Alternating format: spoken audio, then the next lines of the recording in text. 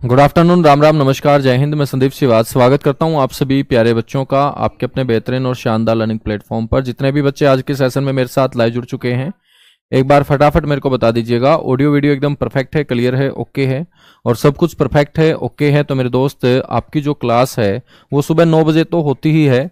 अब 12 बजे से भी बच्चों आप लोगों की एक क्लास मैंने एक्स्ट्रा कर दी है। ठीक है, वो इसलिए मैंने कर दी क्योंकि आपका जो एग्जाम है बच्चों पीएमटी पीएसटी के बाद बहुत जल्दी कंडक्ट करवाया जाएगा, तो हमारा एक एक टॉपिक कवर हो तो क्लास हम बढ़ा के चलेंगे। तो हरियाणा जीके जो एक लेंथी सब्जेक्ट है, जहां से सबसे ज्यादा क्वेश्चन आपके एग्जाम में पूछे जाएंगे, 25% वेटेज आपकी अकेले हरियाणा जीके की रहेगी। तो मेरे दोस्त, इसका सिलेबस भी थोड़ा सा लेंथी है, तो उस सिलेबस को हम कवर करने के लिए एक नहीं बल्कि मेरे दोस्त 2 क्लास आज से हम करेंगे। सुबह 9 बजे जो है वो हरियाणा का मिसलेनियस पार्ट अपना चल रहा है और 12 बजे की क्लास में आप लोगों को जिला दर्शन यानी कि हरियाणा के 23 के 23 जिलों के बारे में मैं पढ़ाया करूंगा। ठीक है, और साथ के साथ हम मेरे दोस्त क्वेश्चन डिस्कस किया करेंगे। तो सारे के सारे बच्चे जो है वो हेडिंग डाल लीजिएगा, जिला दर्शन करनाल।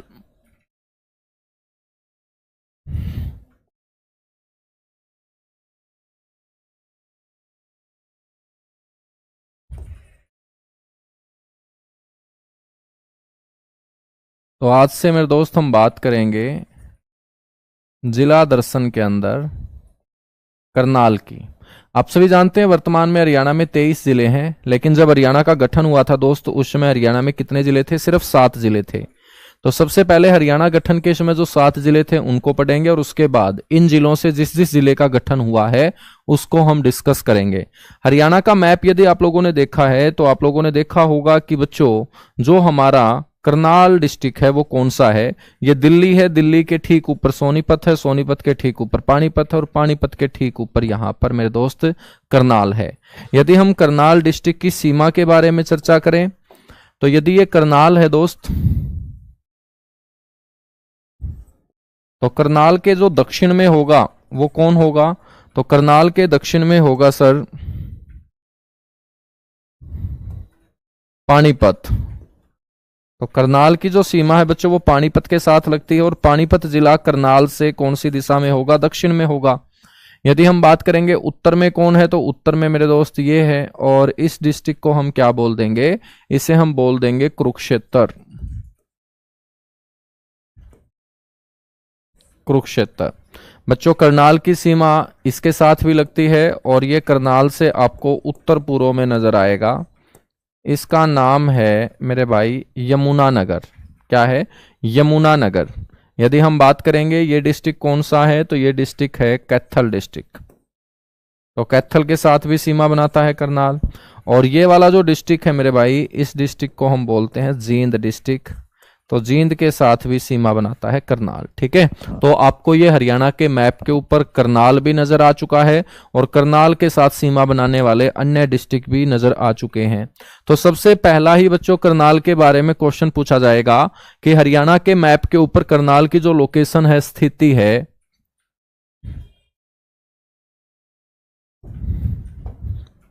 वो क्या है? स्थिति का मतलब लोकेशन होता है और लोकेशन का मतलब है कि मेरे दोस्त, हरियाणा के मैप के ऊपर उस जिले की स्थिति, लोकेशन, वो कौन सी दिशा में स्थित है।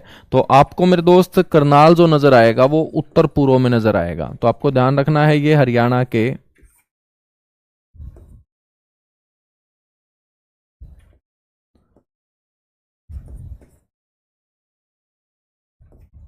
उत्तर पूर्व में स्थित है। स्थिति के बाद हम बात करेंगे अस्तित्व की। मेरे भाई, अस्तित्व का मतलब क्या होगा कि करनाल को यदि हम जिला पढ़ रहे हैं तो सबसे पहले ये जिला बना कब था? तो हरियाणा गठन के साथ जो 7 जिले बनाए गए थे उनमें करनाल भी शामिल था। तो 1 नवंबर 1966 आप लोग बोलेंगे। अस्तित्व के बाद मेरे दोस्त आपसे पूछा जाएगा कि करनाल के पास जो एरिया है वर्तमान में वो कितना है? 44,212 वर्ग किलोमीटर में से वर्तमान में करनाल के पास जो एरिया है मेरे भाई वो कितना है? तो आपको बोलना है कि करनाल फैला हुआ है 2520 वर्ग किलोमीटर में। मेरे दोस्त, क्षेत्रफल के बाद जनसंख्या याद रखेंगे। और जनसंख्या का हमेशा आधार माना जाएगा कौन सी जनगणना? 2011 की जनगणना। और 2011 की जनगणना के आधार पे यदि हम करनाल की जनसंख्या का जिक्र करें तो करनाल की जनसंख्या मेरे दोस्त रही थी 15 लाख से अधिक। 15 लाख से अधिक जनसंख्या वाले 5 जिले थे 2011 में ना, उन 5 जिलों में ये जिला भी शामिल है करनाल। तो 15 लाख से अधिक जनसंख्या आपको ध्यान रखनी है। जनसंख्या के बाद मेरे दोस्त आपसे पूछा जाएगा कि इसका पुराना नाम क्या था?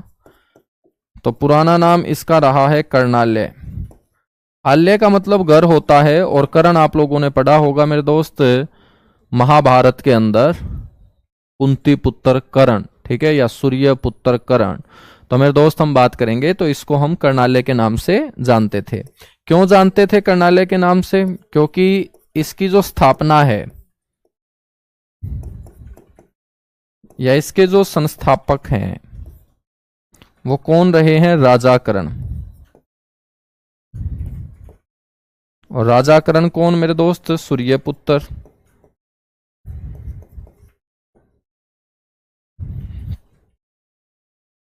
पुराने नाम के बाद हम बात करेंगे इसके उपनाम की।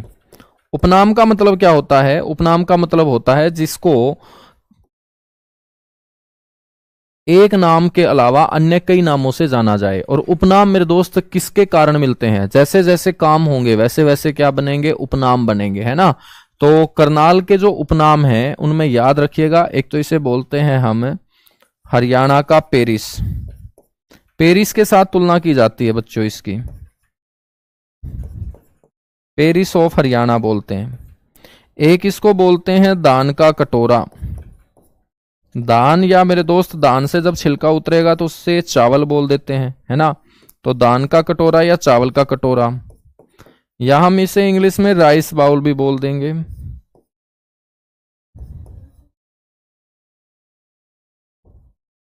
राइस बाउल बोल देंगे, ठीक है ना। तो हरियाणा का पेरिस, दान का कटोरा, चावल का कटोरा। उसके अलावा आपको याद रखना है इसे कहा जाता है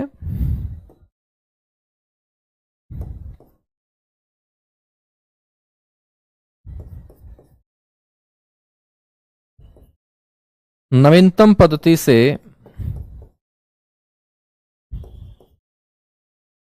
बसाया गया प्रथम शहर। तो मेरे दोस्त अंग्रेजों ने सबसे पहले हरियाणा के जिस शहर को सिस्टमेटिक ढंग से प्लानिंग के तहत सुनियोजित तरीके से नवीनतम पद्धति से बसाना स्टार्ट किया था वो शहर आपका कौन सा है? वो शहर आपका करनाल ही है, ठीक है। इसके अलावा इसे हम बोलते हैं agro hub of Haryana.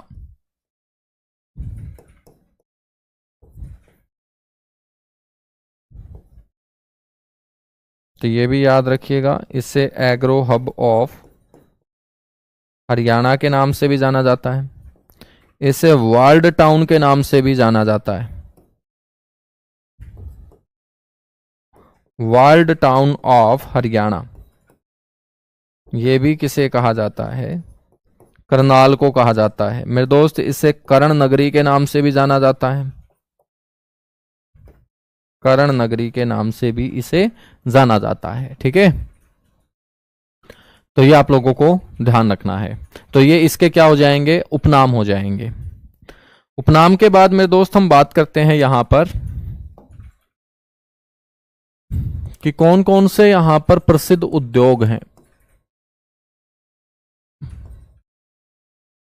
Karnal कौन कौन से उद्योगों के लिए फेमस है?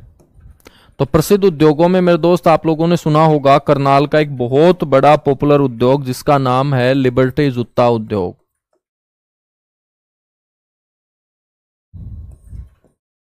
तो लिबर्टी जूता उद्योग यहाँ का काफी पॉपुलर उद्योग है। लिबर्टी जूता के बाद मेरे दोस्त याद रखिएगा यहां पर वनस्पति उद्योग। वनस्पति का मतलब होता है रिफाइंड वगैरह, है ना। वनस्पति या हम बोल सकते हैं रिफाइंड तेल। वनस्पति उद्योग या रिफाइंड तेल उद्योग इसे बोल देंगे।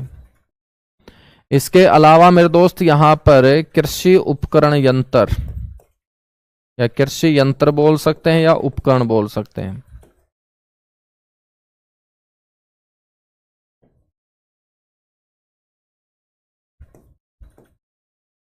कृषि उपकरण या यंत्र उद्योग, ये भी कहाँ का प्रसिद्ध उद्योग है दोस्त, ये करनाल का प्रसिद्ध उद्योग है। ठीक है, उद्योगों के बाद हम चर्चा करेंगे यहां पर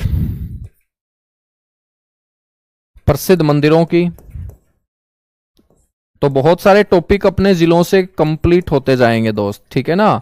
बहुत सारा स्टैटिक पार्ट, जैसे उद्योग पूछेगा तो 23 जिलों से पूछ सकता है, मंदिर पूछेगा तो 23 जिलों के ही पूछेगा, मेले पूछेगा तो 23 जिलों के ही पूछेगा, पुराना नाम पूछेगा तो 23 जिलों का ही पूछेगा, या उन जिलों के अंतर्गत आने वाले शहर या गांवों के पुराने नाम पूछे जा सकते हैं, या बच्चों आपसे शिक्षा या संस्थान पूछेगा तो 23 जिलों से ही पूछेगा, है ना। या किसी ऋषि की तपस्थली पूछेगा तो हरियाणा के इस 23 जिलों के अंतर्गत आने वाले एरिया में कहीं ना कहीं उस ऋषि ने तपस्या की होगी, वहां से पूछा जाएगा। तो मेरे दोस्त प्रसिद्ध मंदिरों में हम बात करेंगे, तो यहां पर एक मंदिर बड़ा इंपॉर्टेंट है, उसको हम बोलते हैं सीता माई मंदिर। एक ही मंदिर पूछने वाला है यहां पर।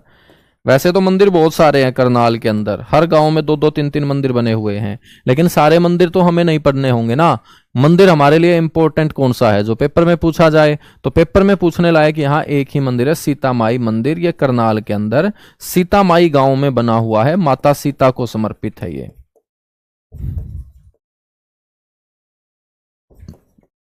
सीता माई गांव करनाल के अंदर,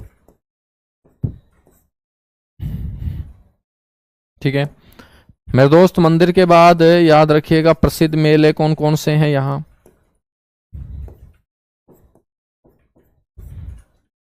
अब मेले का मतलब क्या होता है, जहां पर भीड़ लग जाए उसी को तो मेला बोलते हैं बच्चों। जहां पर बेरोजगारों की भीड़ लगती है वहां कौन से मेले आयोजित किए जाते हैं, रोजगार मेले। तो यहां प्रसिद्ध मेलों में याद रखिएगा आप, एक तो बाबा सिमरन दास जी की कच्ची समाधि का मेला,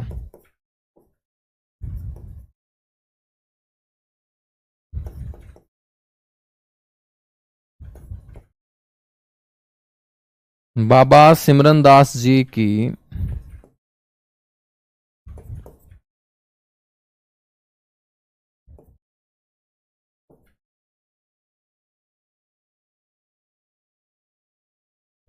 कच्ची समाधि का मेला। मेरे दोस्त ये कहां लगता है, ये इंद्री के अंदर। इंद्री नाम का कस्बा कहां है, करनाल में, ठीक है। नेक्स्ट मेला आपको ध्यान रखना है पांडु मेला। पांडु मेला, पांडु मेला जो लगता है दोस्त वो पपहाना गांव में लगता है। पपहाना जो गांव है ना, ये असंध तहसील का गांव है, ठीक है। पांडु मेला हरियाणा के अंदर एक ऐसा मेला है मेरे भाई जो हर महीने आयोजित किया जाता है।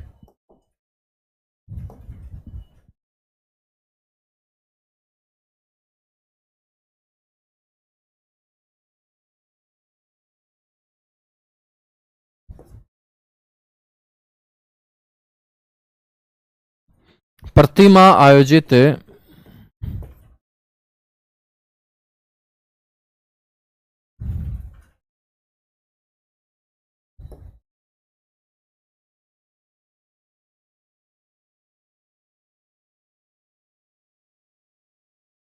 प्रतिमा आयोजित किया जाने वाला मेला, हर महीने आयोजित किया जाने वाला मेला कौन सा है, पांडु मेला है, जो कहां लगता है बच्चों, पपहाना गांव में। और पपहाना गांव कौन सी तहसील का है, असंध तहसील का गांव है, ठीक है ना। पांडु मेले के बाद नेक्स्ट मेला आपको याद रखना है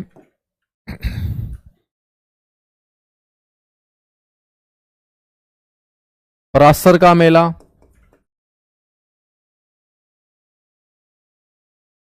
तो मेरे भाई परासर का मेला लगता है कहां पर, तरावड़ी के अंदर। तरावड़ी भी करनाल का हिस्सा है। इसके बाद आपको ध्यान रखना है गुग्गा, गुग्गा पीर का मेला।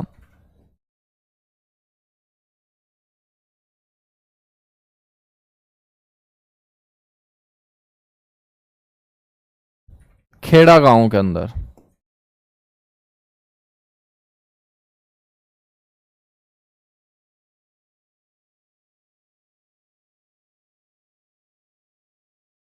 गोगा पीर का जो मेला है ना वो खेड़ा गांव के अंदर, ठीक है ना।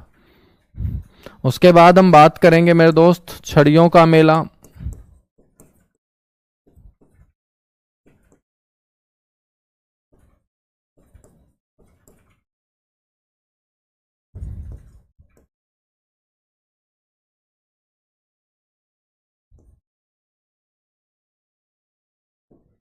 अमूपुर गांव के अंदर लगता है छड़ियों का मेला, जो करनाल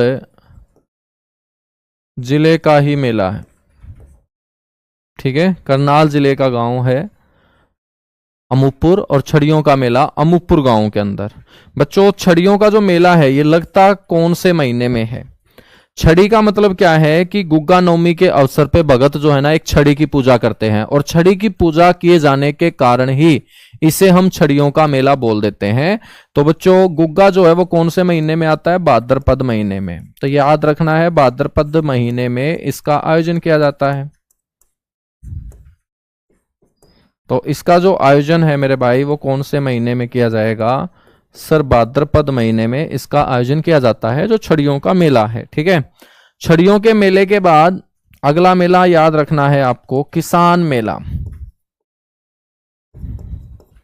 अब देखिएगा, किसान मेला बच्चों कई जगह आयोजित होता है, तो उन जगह में करनाल का भी नाम आपको याद रखना है कि करनाल के अंदर किसान मेला भी आपका लगता है। ठीक है, तो ये आपके क्या होंगे? प्रसिद्ध मेले होंगे।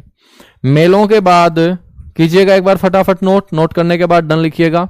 आप लोग खुश तो हो ना कि एक क्लास और हमने स्टार्ट कर दी है?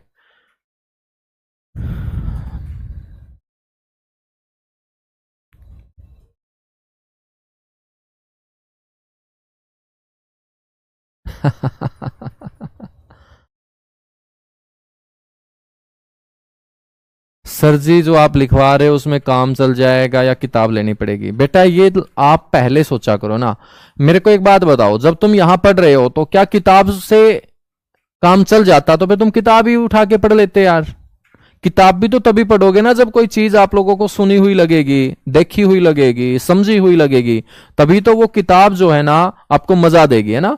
बाकी देखिएगा, पढ़ाई जो है ना वो कभी समाप्त नहीं होती है, कहीं से भी पढ़ते रहो, लेकिन आपके एग्जाम के पॉइंट ऑफ व्यू से जो इंपॉर्टेंट होगा उन्हीं किताबों से मैं आपको इंपॉर्टेंट इंपॉर्टेंट चीजें बता रहा हूं। आपको कंटेंट जो छांटना है वो किस तरीके से छांटना है वो सिखा रहा हूं, ठीक है ना। तो किसी और किताब की जरूरत नहीं पड़ेगी, याद रखोगे।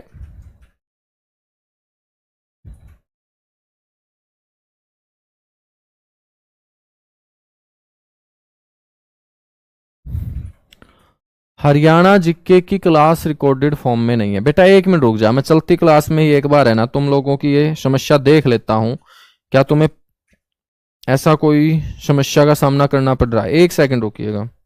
खाकी वर्दी बैच वाले हो ना तुम सारे के सारे? मेरे पास भी खाकी वर्दी बैच है, मैं एक बार देख लेता हूं।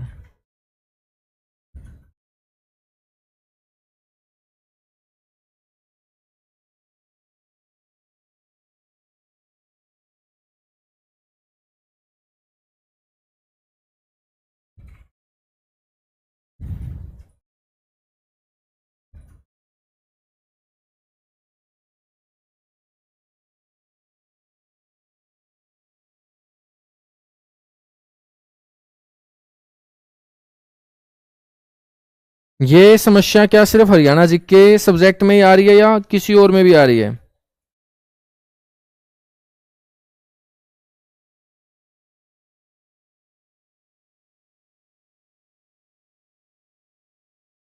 हरियाणा विविध में, हाँ बिल्कुल। अब देखिएगा यहां पर अलग फोल्डर बना दिया गया बेटा, हरियाणा जीके की जगह नीचे हरियाणा विविध है। ठीक है, तो सारी की सारी जो क्लास है ना वो हरियाणा विविध के अंदर है। आशीष कुमार, कम से कम तुम इन बाकी जो ये दे रखे हैं फोल्डर, इनके ऊपर उंगली मार के देख लिया करो यार। तुम बिल्कुल तीसरी चौथी क्लास वाले बच्चों की तरह बिहेव करते हो। उंगली पकड़ पकड़ के क्लिक करवाऊं क्या घर आके कि भाई साहब ये क्लिक कर, यहां मिलेगी? सारी की सारी क्लासेस है, बस चिल्लाना होता है, कुछ करना नहीं होता हाथों से, है। एक दो बच्चा तो बस बहुत बड़ा खतरनाक है, ऑफिस में ही कॉल कर दिया क्या है, 3 ही क्लास है, ये है वो है। बोलने से पहले देख लिया करो, ठीक है। इतने बड़े प्लेटफॉर्म पे जुड़े हुए हो, इतनी कम फीस में इतनी शानदार टीम आपको मिल रही है, तो आपको तो कई बार शुक्रिया अदा करना चाहिए। यदि ऑनलाइन ना होता तो बेटा 20-20 हज़ार रुपए में कोचिंग ले रहे होते तुम इन्हीं बातों को सीखने के लिए, जो बातें तुम 500 600 700 रुपए में घर पे बैठे आराम से सीख रहे हो, है ना। हाँ, तो थोड़ा सा पेशेंस रखा करो, और पेशेंस रखोगे ना तो जिंदगी में बहुत आगे जाओगे। सारा दिन गुस्से में रहोगे तो बेटा फिर समस्याएं आएंगी। चलेगा, इतना नोट कर लिया तुम लोगों ने। मेलों के बाद हम बात करते हैं फिर यहाँ पे गुरुद्वारे की। अब हम बात कर लेते हैं प्रसिद्ध मजार, मकबरे, दरगाह, गुरुद्वारे और चर्च, ठीक है। तो हिंदू धर्म से संबंधित हमने मंदिर और मेले तो पढ़ लिए। अब हम बच्चों बाकी धर्मों के जो पूजनीय स्थान है उनको पढ़ लेते हैं। उनमें एक तो आपको ध्यान रखना है मंजी साहिब गुरुद्वारा। सिख धर्म का पूजनीय स्थान होता है गुरुद्वारा। तो मंजी साहिब के नाम से हरियाणा में कई गुरुद्वारे मैं आपको पढ़ाऊंगा। तो पहला गुरुद्वारा मैंने आपको पढ़ाया है बच्चों करनाल के अंदर, मंजी साहिब गुरुद्वारा करनाल के अंदर भी है, लाखन माजरा गांव रोहतक में भी है, कैथल में भी है और अंबाला में भी है। तो मंजी साहिब गुरुद्वारा जो है मेरे दोस्त, यहां करनाल के अंदर सिखों के प्रथम गुरु नानक देव जी को समर्पित है।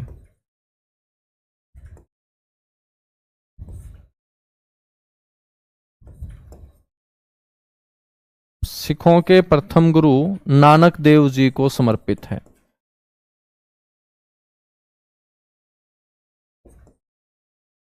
ठीक है, तो ये याद रखना है, सिखों के पहले गुरु नानक देव जी को समर्पित है मंजी साहिब गुरुद्वारा। एक ही गुरुद्वारा यहां पर आपको ध्यान रखना है। इसके बाद मेरे दोस्त आपको ध्यान रखना है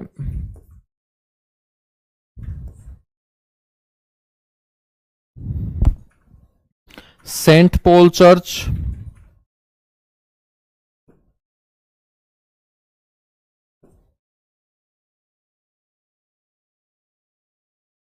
ये भी कहां है सर? करनाल के अंदर है Saint Paul church.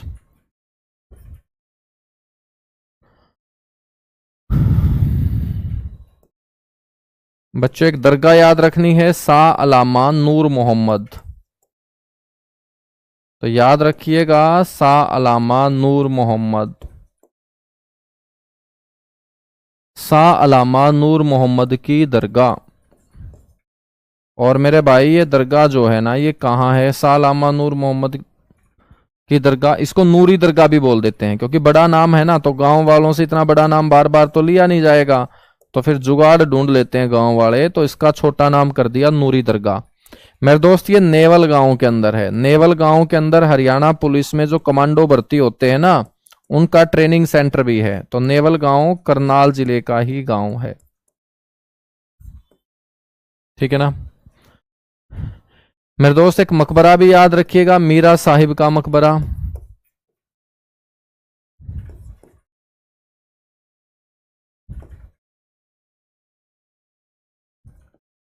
Meera Sahib का मकबरा, मीरा साहिब का जो मकबरा है ये करनाल में है। मकबरे का मतलब क्या होता है बच्चों? जहां पर प्रसिद्ध मुसलमानों को दफनाकर उसके ऊपर कोई भवन खड़ा कर दिया जाए, उसे मकबरा बोलते हैं। जैसे ताजमहल दुनिया का सबसे सुंदर मकबरा है क्योंकि वो मुमताज की याद में शाहजहां ने बनवाया था। मेरे दोस्त यहाँ पर एक मजार और है जिसको बोलते हैं 5 पीरों की मजार। तो 5 पीरों की मजार आपसे पूछ ले कोई तो हम बोल देंगे वो मधुबन में है। और मेरे भाई मधुबन कहाँ है सर? करनाल में है।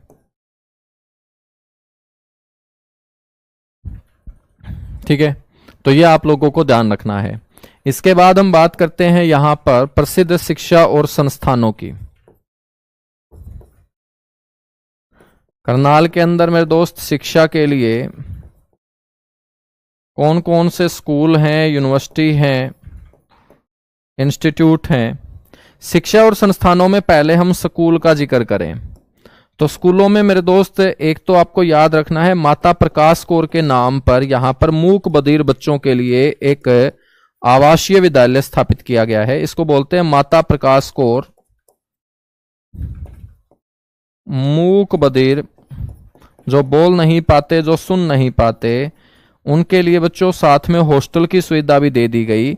और जहां हॉस्टल की सुविधा हो उसे आवासीय बोलते हैं, ठीक है। तो आवासीय विद्यालय, तो माता प्रकाश कौर के नाम पे ये कहां पर है? करनाल के अंदर है सर, ठीक है। इसके बाद मेरे दोस्त जवाहर नवोदय विद्यालय आपको सभी जिलों में नजर आएगा, सिर्फ 3 चरखी दादरी और हांसी को छोड़कर, 2 जिलों को छोड़कर बाकी 21 जिलों में हमारे यहाँ जवाहर नवोदय विद्यालय है।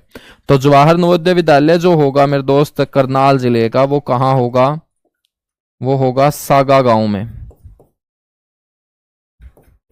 सागा गांव करनाल। तो बड़ा इंपॉर्टेंट है मेरे दोस्त कि करनाल का जवाहर नवोदय विद्यालय कौन से गांव में है, ठीक है। कीजिएगा फटाफट नोट।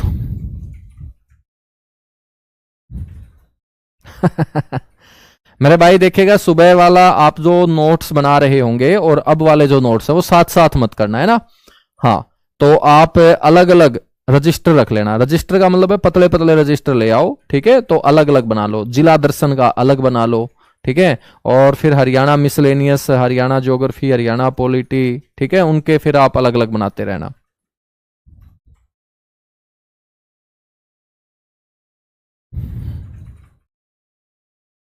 हरियाणा विविध में दिखेगा, हरियाणा विविध में दिखेगा बेटा, सब सारी की सारी क्लासें हैं। मजार क्या होती है? मजार होती है एक ऐसी जगह जहां पर कोई प्रसिद्ध मुस्लिम संत आया होगा, उसके जाने के बाद लोगों ने उसको पूजना स्टार्ट कर दिया होगा, उसे हम मजार बोल देते हैं।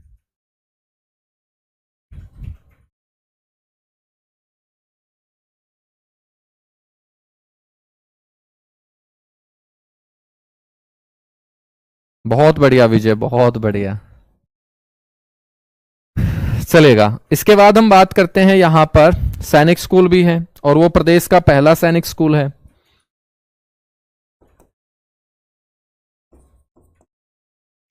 ना, सैनिक स्कूल। और मेरे दोस्त ये सैनिक स्कूल हरियाणा का प्रथम है।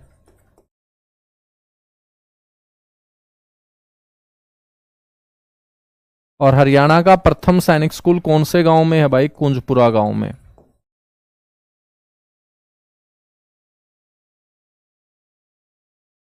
ठीक है। और आपसे पूछ ले कि भाई हरियाणा के अंदर यदि ये पहली बार स्थापित सैनिक स्कूल है तो इसकी स्थापना फिर कब की गई थी? तो मेरे दोस्त इसकी स्थापना की गई थी 1961 के अंदर। हरियाणा में पहला सैनिक स्कूल कौन से साल स्थापित किया गया था? 1961 के अंदर स्थापित किया गया था, ठीक है। हम बात करेंगे यहां इसके बाद बच्चों, कल्पना चावला के नाम पर एक मेडिकल कॉलेज है, doctor Kalpana Chawla medical college. Kalpana Chawla medical college है करनाल में, क्योंकि कल्पना चावला करनाल की ही बेटी थी, करनाल में ही पैदा हुई थी। कल्पना चावला मेडिकल कॉलेज कहां है दोस्त? करनाल में है। यहां पर एक मेडिकल यूनिवर्सिटी भी है जिसका नाम दीनदयाल उपाध्याय के नाम पे रखा गया है, उसको हम बोलते हैं दीनदयाल उपाध्याय मेडिकल यूनिवर्सिटी।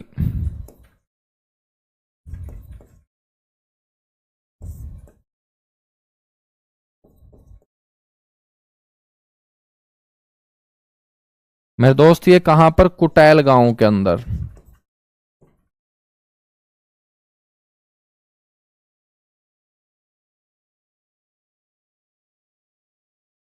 कुटैल गांव करनाल के अंदर है ये, ठीक है।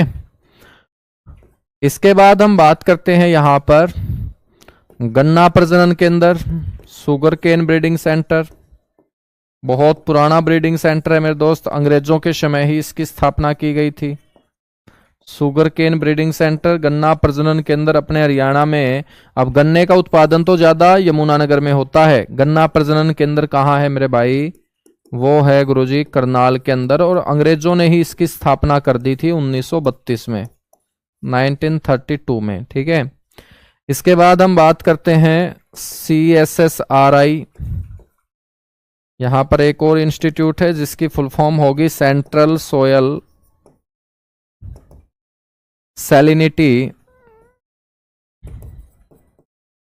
Research institute.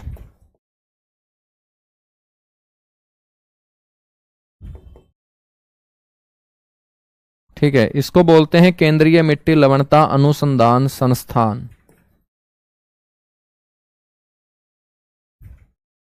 केंद्रीय मिट्टी लवणता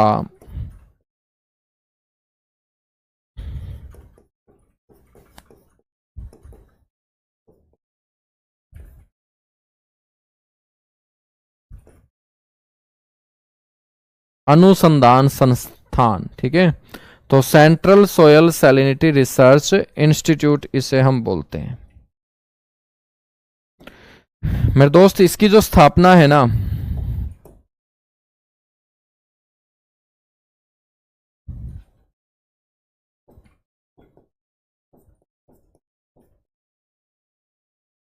वो 1969 के अंदर की गई थी।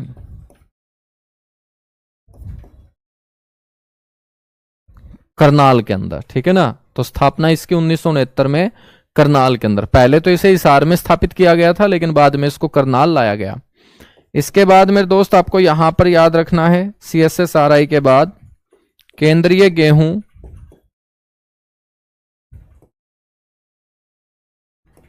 व जौ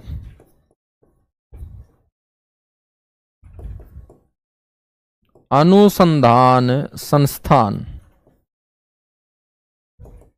तो गेहूं और जौ में सुधार लाने के लिए बेटा 1978 के अंदर यहां सेंट्रल लेवल का इंस्टीट्यूट स्थापित किया गया, जिसे DWRB शॉर्ट फॉर्म में बोल देते हैं, डायरेक्टरेट ऑफ व्हीट रिसर्च। ठीक है, कीजिएगा फटाफट फटाफट नोट कीजिएगा मेरे दोस्त, फटाफट। 1970 में नहीं कुसुम, 1978 के अंदर NDRI भी है बेटा, वो भी पढ़ेंगे, सारी की सारी चीजें पढ़ेंगे।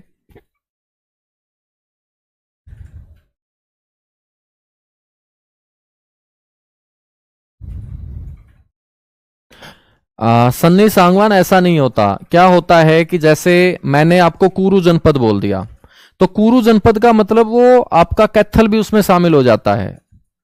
समझ में आई मेरी बात? क्यों शामिल हो जाता है? क्योंकि कैथल कुरुक्षेत्र से ही तो अलग हुआ है। तुम आज का ध्यान में रख के चीजों को कवर मत करो। ये पहले जिस समय मेरे दोस्त है हरियाणा को उन बोलियों में बांटा गया होगा, उस समय को आप ध्यान में रख के पढ़े। आप एक एक गांव के ऊपर काम मत करें। आप वो सोच रहे हैं जो पेपर में कभी पूछा ही नहीं जाएगा, और मैं आपको सिर्फ वो पढ़ा रहा हूं जो पेपर में पूछा जाएगा, है ना। मतलब आप तो अपने गांव का नाम भी सुनना चाहते हो कि मेरे गांव में कौन सी बोली बोली जाती है। अब ये क्वेश्चन थोड़ी पूछा जाएगा यार कि तेरे गांव में कौन सी बोली बोली जाती है, तो फिर मैं क्यों बताऊं तेरे गांव में कौन सी बोली जाती है, ना तेरे को याद करना कि कौन सी बोली जाती है। अब मैं जब जिले पढ़ाऊंगा, जिलों के अंदर मैं शख्सियत पढ़ाऊंगा, व्यक्तित्व पढ़ाऊंगा, तो आप भी किसी ना किसी जिले में पैदा हुए होंगे, लेकिन आपका नाम मैं नहीं पढ़ाऊंगा। क्यों नहीं पढ़ाऊंगा? क्योंकि आपने ऐसा कोई काम किया ही नहीं है जो पेपर में पूछा जाए। हो सकता है कांड तो बहुत कर रखे हो तुमने, लेकिन बेटा कांड नहीं पूछे जाते पेपर में, काम पूछे जाते हैं। ठीक है, हाँ, तो अनावश्यक चीजें मत दिमाग में घुमाया करो, जो काम की है बस उसको लेके चलो तुम। ठीक है, आगे बढ़े फिर। थम्स अप कीजिएगा एक बार फटाफट।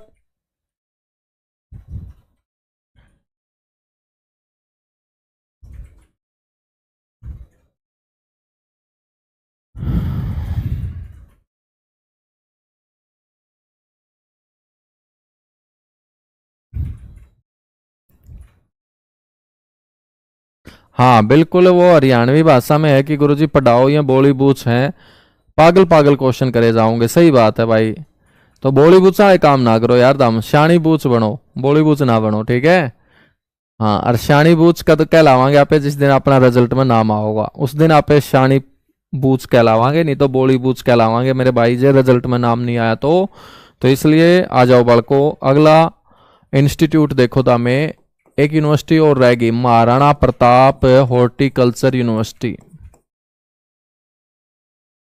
महाराणा प्रताप बागवानी विश्वविद्यालय।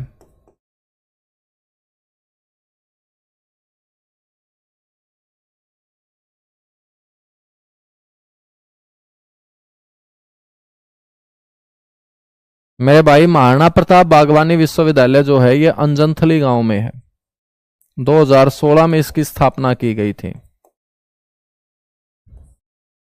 और अंजनथली गांव करनाल डिस्ट्रिक्ट का ही गांव है। ठीक है, आपसे कोई पूछ ले कि भाई स्थापना कब की गई है,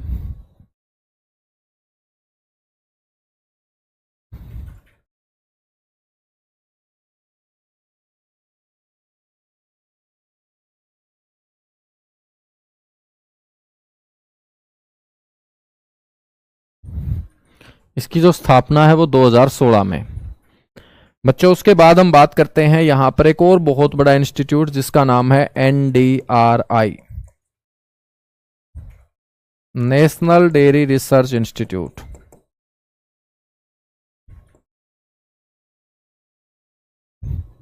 नेशनल डेयरी रिसर्च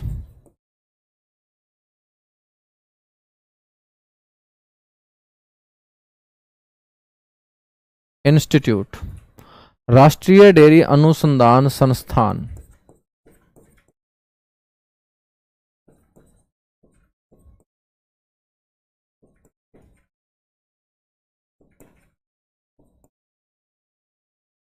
राष्ट्रीय डेयरी अनुसंधान संस्थान। मेरे दोस्त हम बात करें तो इसकी स्थापना सबसे पहले 1923 में हुई थी।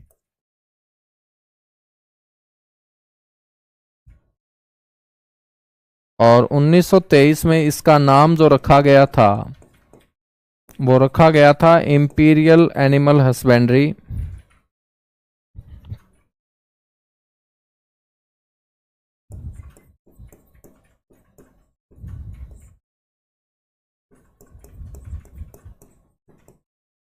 Imperial animal husbandry and dairying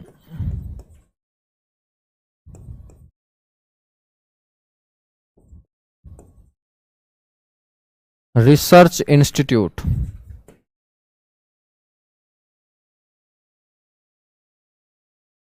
ठीक है, तो imperial animal husbandry and dairying research institute. बच्चों 1936 में इसका नाम बदला गया। फिर नाम तो क्या बदला गया, इसके नाम में से एनिमल हस्बेंड्री शब्द बच्चों हटा दिया गया और इसका नाम हो जाता है इंपीरियल डेयरिंग रिसर्च इंस्टीट्यूट।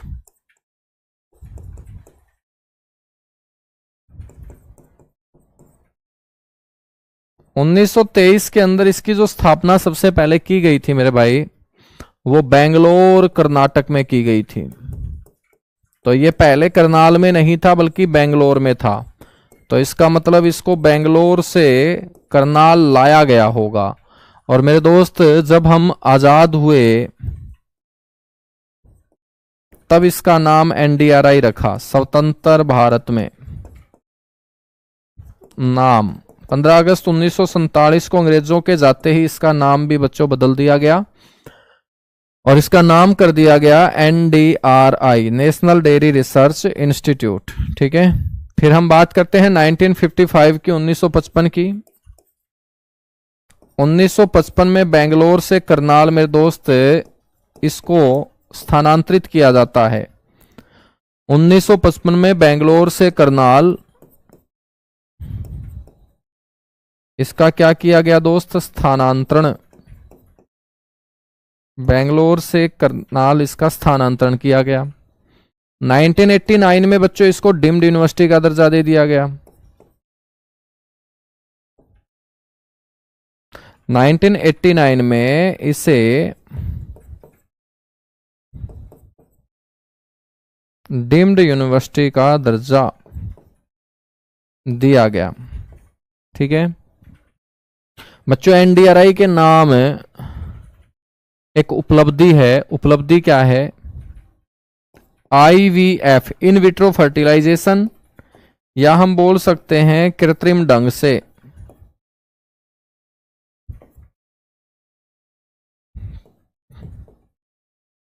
प्रथम भारतीय भैंस तैयार करने का रिकॉर्ड है।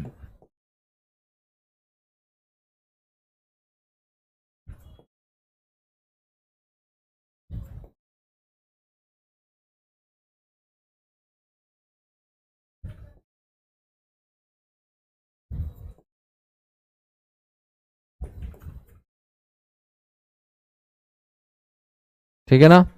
तो IVF इन विट्रो फर्टिलाइजेशन कृत्रिम रूप से प्रथम भारतीय भैंस तैयार करने का इसके पास क्या है, रिकॉर्ड है। ठीक है ना, कीजिएगा फटाफट नोट। हो जाएगा भाई, हो जाएगा। जिन्होंने मेरे से पहले पढ़ रखा है किसी भी बैच के अंदर लगभग वही चलता है ना। तो ये पूछने वाली बात है क्या, तुम देख लो यार, ये मैं सेम टू सेम लिखवा रहा हूं तो हो जाएगा, एक्स्ट्रा पढ़ा रहा हूं तो उसको नोट करते रहो। मतलब मैं तुम्हें ये बोल दूं कि बेटा तुम्हें पढ़ने की जरूरत नहीं है, तुम नौकरी लग जाओगे, तुम मेरी बात मान लोगे क्या? नहीं मानोगे ना बेटा। तो इतने तुम मैच्योर हो रखे हो, खुद अपने दिमाग से सोचा करो ये चीजें कि भाई पढ़ाई की कोई लिमिट नहीं है, कहीं से भी क्वेश्चन पूछा जा सकता है। जितना हम पढ़ेंगे उतना अपने लिए अच्छा होगा, जितना अपने को समय मिलेगा उतना अपने को पढ़ना पड़ेगा, है ना। कोई और ऑप्शन है ही नहीं, चाहे हंस के पढ़ लो चाहे रो के पढ़ लो, नौकरी लगनी है हर हाल में, बस ऐसा पढ़ लो। कीजिएगा फटाफट नोट।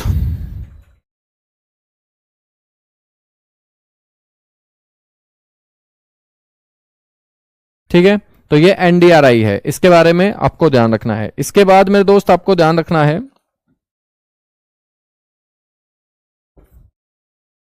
राष्ट्रीय जंतु या हम पशु बोल देंगे, राष्ट्रीय जंतु या पशु आनुवांशिकी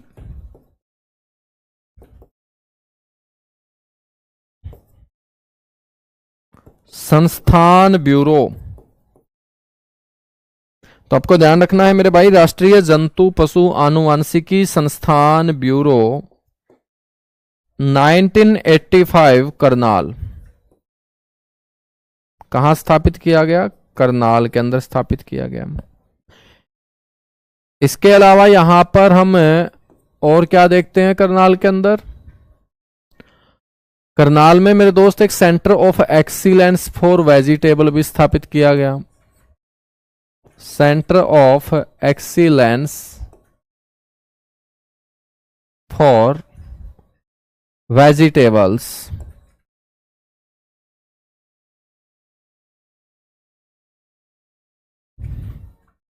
सब्जी उत्कृष्टता केंद्र इसे बोल देंगे।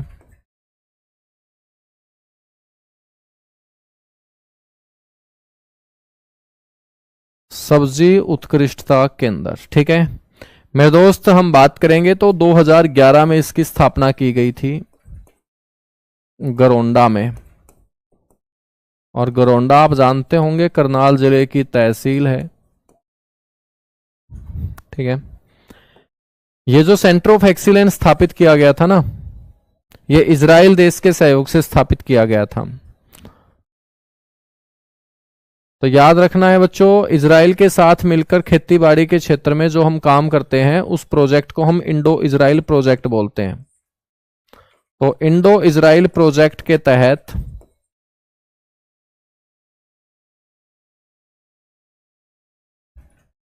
प्रदेश में पहला सेंटर है बच्चों, ये प्रदेश का प्रथम केंद्र है ये, जो गुणवत्ता खेतीबाड़ी में गुणवत्ता लाने के उद्देश्य से स्थापित किया गया है। ठीक है ना।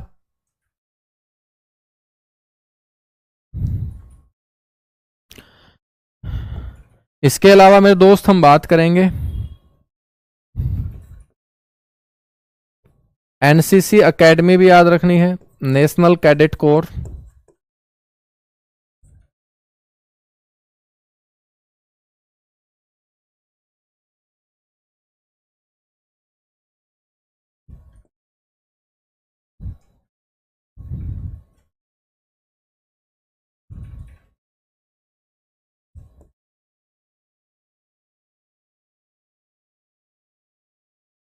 National cadet corps, NCC academy, ठीक है ना।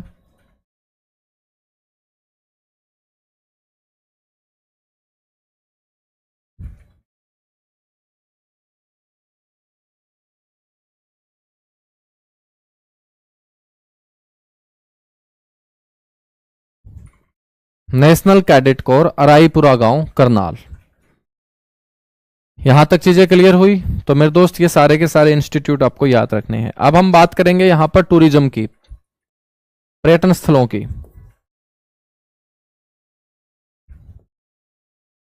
प्रसिद्ध पर्यटन स्थल,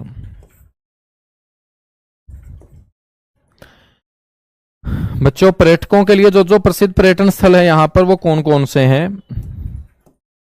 तो इसमें एक तो आपको ध्यान रखना है मामा बाणजा सराय, बड़ा इंपॉर्टेंट है।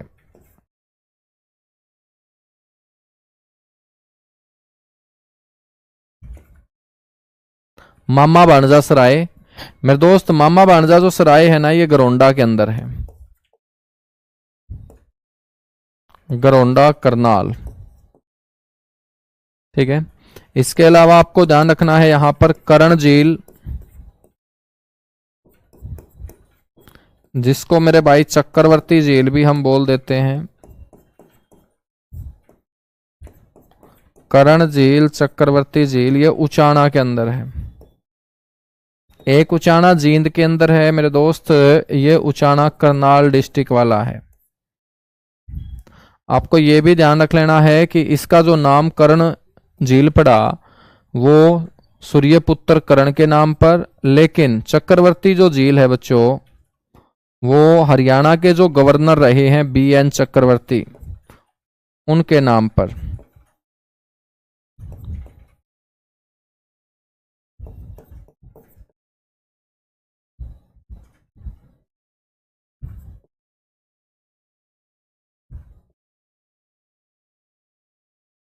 ठीक है ना। तो राज्यपाल BN चक्रवर्ती के नाम पर इसका नाम पड़ा है क्या, चक्रवर्ती झील।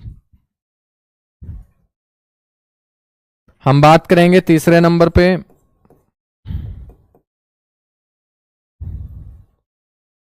यहां पर मेरे भाई एक तालाब है परासर तालाब, वो भी याद रखना है। परासर जो तालाब बना हुआ है ये बहलोलपुर गांव में,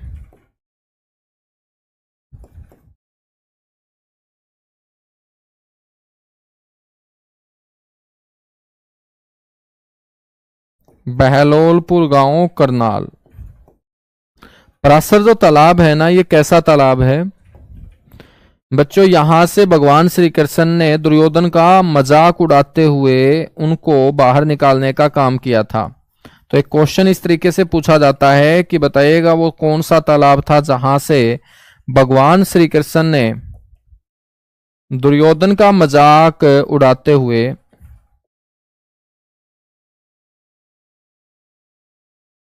दुर्योधन का मजाक उड़ाते हुए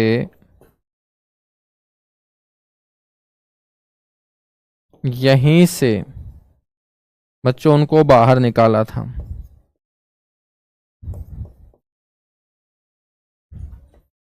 ठीक है। परासर तालाब के बाद याद रखना है यहां पर गांधी मेमोरियल हॉल,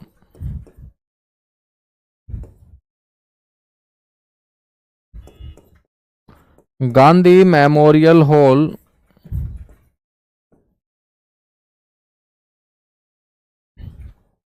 बच्चों ये भी करनाल में है। गांधी मेमोरियल हॉल को पहले विक्टोरिया हाउस के नाम से जाना जाता था बच्चों। तो इंग्लैंड की महारानी विक्टोरिया के नाम पर यहां पर एक घर बनाया गया, एक हॉल बनाया गया, इसको हम विक्टोरिया हॉल भी बोलते हैं। ठीक है। यहीं पर मेरे दोस्त एडम हाउस है।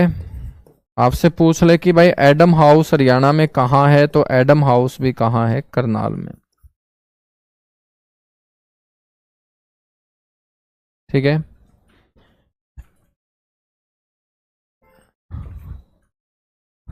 इसके अलावा हम बात करेंगे यहां पर ओएसिस, पर्यटन स्थल भी है। और मेरे भाई ओएसिस नाम का पर्यटन स्थल है, ये भी उचाना करनाल में।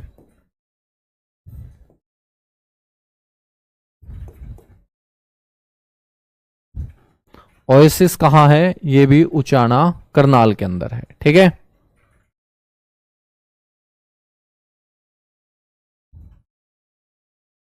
समझ में आई मेरी बात? भाई हरियाणा जीके में 3 वीडियो शो हो रही है मेरे भाई। हरियाणा विविध का नीचे की तरफ शायद 5वां या 6ठा फोल्डर है, उसमें सारी की सारी क्लासेस हैं, खोल के एक बार देख लो।